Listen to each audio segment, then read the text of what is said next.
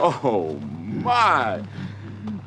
That is a no-no. Welcome to MsMojo, and today we're examining the most shocking times in history when characters in TV shows were killed off during a season premiere.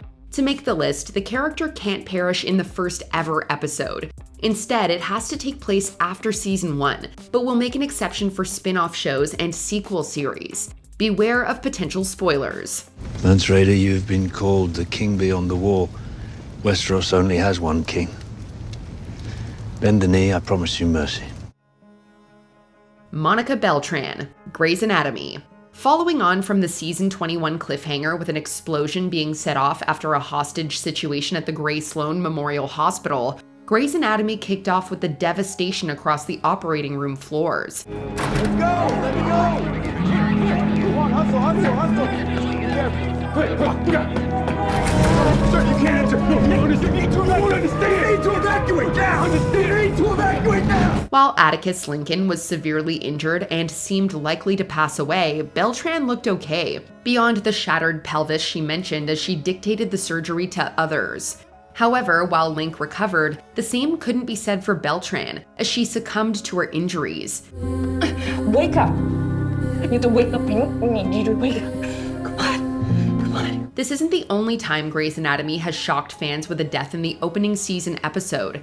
Back in season 9, following a plane crash and another season-ending cliffhanger, Mark Sloan didn't recover from his coma and passed away. A lifetime of memories, photos, trinkets. Oh, I got it.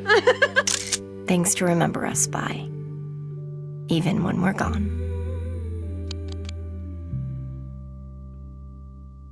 John Preston, aka Mr. Big. And just like that. Even from the days of Candace Bushnell's column in the New York Observer, Big was there. His will they, won't they romance with Carrie Bradshaw kept fans hooked during the Sex and the City days. Why wasn't it me? Carrie. No, seriously.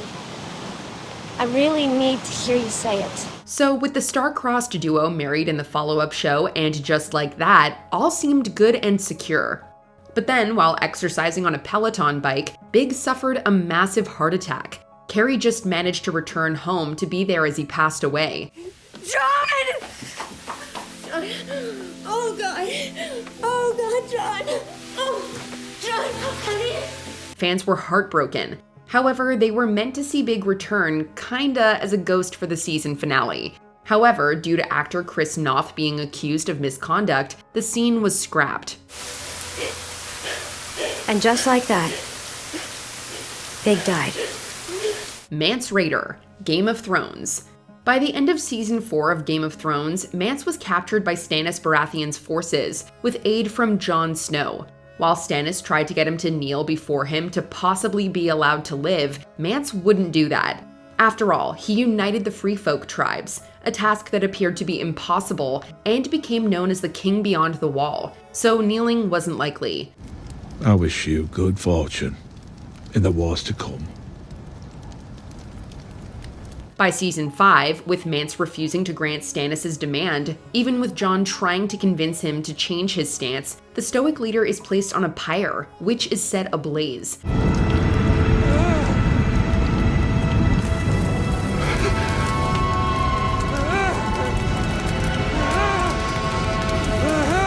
Struggling to watch the terrible execution, Jon gave Mance mercy by ending his life with an arrow.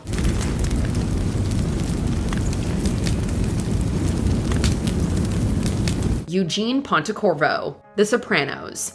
After 3 seasons in the Sopranos crime family and a dreadful personal life, things look to be finally going upwards for Eugene. In season 6's opening episode, he inherited $2 million and desired to retire from crime. I was thinking about buying a place in Fort Myers. Retiring, actually. Retiring? What are you, a hockey player? He'd moved to Florida for Sun, Sea, and Disney World, we assumed.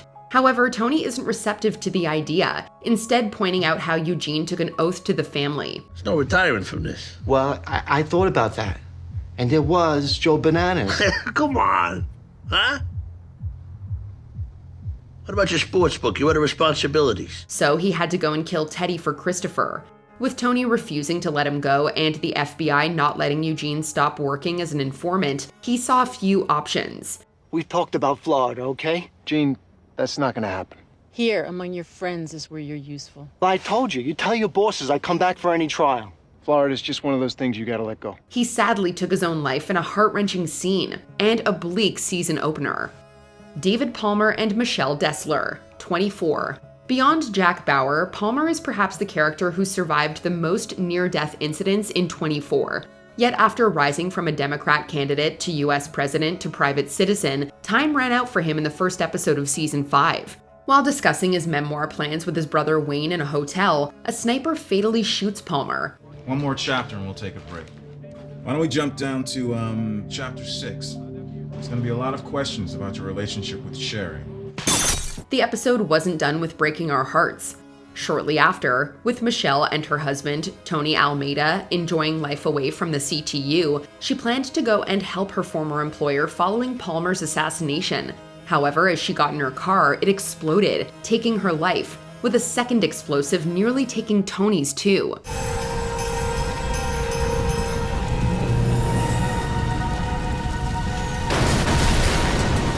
Luke Riordan, Gen V. How do you grip the audience's attention in the first episode of a spin-off show? Well, the boys' offshoot Gen V did that super successfully with Luke Golden Boy Riordan. While he was the top student at Godolphin University, something was amiss with Luke, as every so often his behavior became questionable, such as what he did to his opponent in the arena. See what I mean? It's like a big, fiery sea cucumber. However, the biggest sign was when he fatally hugged Professor Brink, which Marie saw, causing Luke to go on a rampage. Oh, shit. Marie, I had to. With all his friends trying to stop him, Luke ran out of options. After a non-fiery hug with Andre, he took to the sky and exploded, becoming a vital plot point in the process.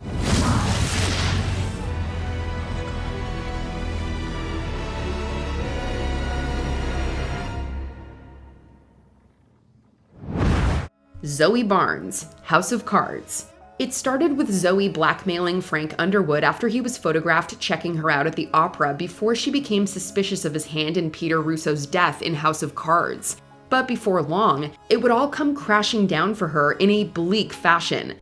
I'm not here to punish you or to tell you to stop. I just thought I should open those big, bright eyes. I think you should leave. In season 2's opening, Zoe, after doubting Frank's involvement, agreed with him for a fresh start between the two rivals. However, she still wouldn't let the Russo story go completely. I have no idea what happened that night, except that Peter started drinking again. I don't know who was or wasn't there. I wish I was. With Frank looking to rise up in the political ladder further, he got his hands dirty once again.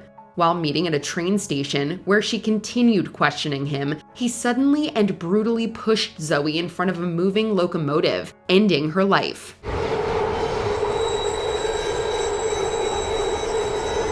John Winchester, Supernatural. With John's disappearance being the catalyst for Sam and Dean reuniting, we were all delighted when he popped up in Supernatural. However, disaster struck when the Winchester family's beloved Impala was hit by a demon driving a truck in the cliffhanger ender for season 1. We should start over, all right? I mean, we already found the demon.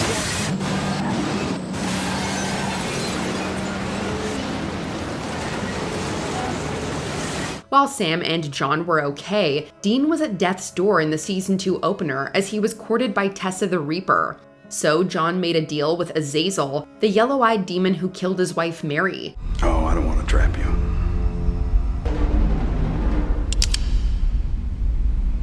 I want to make a deal. In exchange for Dean's life, Azazel wanted John's life, soul, and the Colt, a firearm that can kill anything.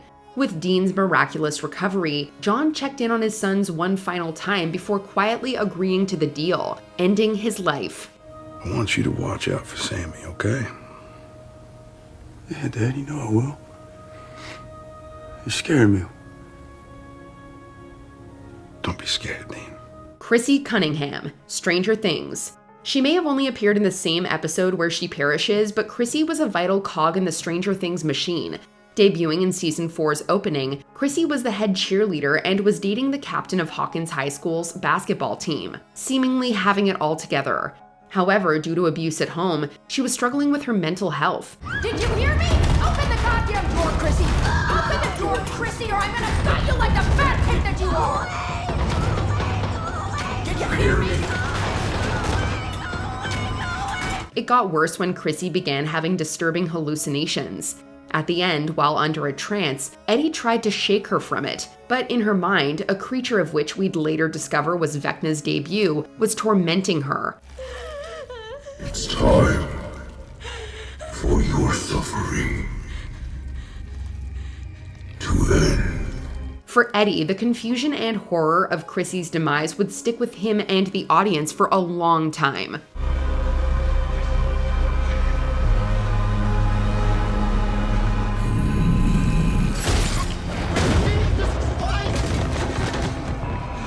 Before we continue, be sure to subscribe to our channel and ring the bell to get notified about our latest videos. You have the option to be notified for occasional videos or all of them. If you're on your phone, make sure you go into your settings and switch on notifications. Glenn Rhee and Abraham Ford, The Walking Dead. Soon after appearing on the screen, Abraham and Glenn especially became fan favorites in The Walking Dead. After all, the latter had been there since the beginning, and we'd seen him grow into one of the group's most important characters in the survival against zombies and humans. As such, what happened to them in the Season 7 opener devastated the audience. Eeny, meeny, miny, mo. After the previous cliffhanger hinted towards Negan taking a life brutally, it was haunting when he did just that to Glenn and Abraham with his baseball bat Lucille, as loved ones watched on helplessly. You can breathe, you can blink, you can cry.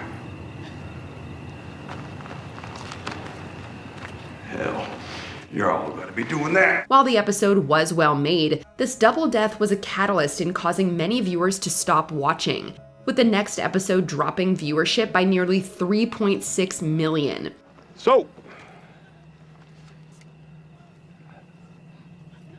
back to it. Which of the character deaths we covered left the biggest mark on you? Let us know in the comments.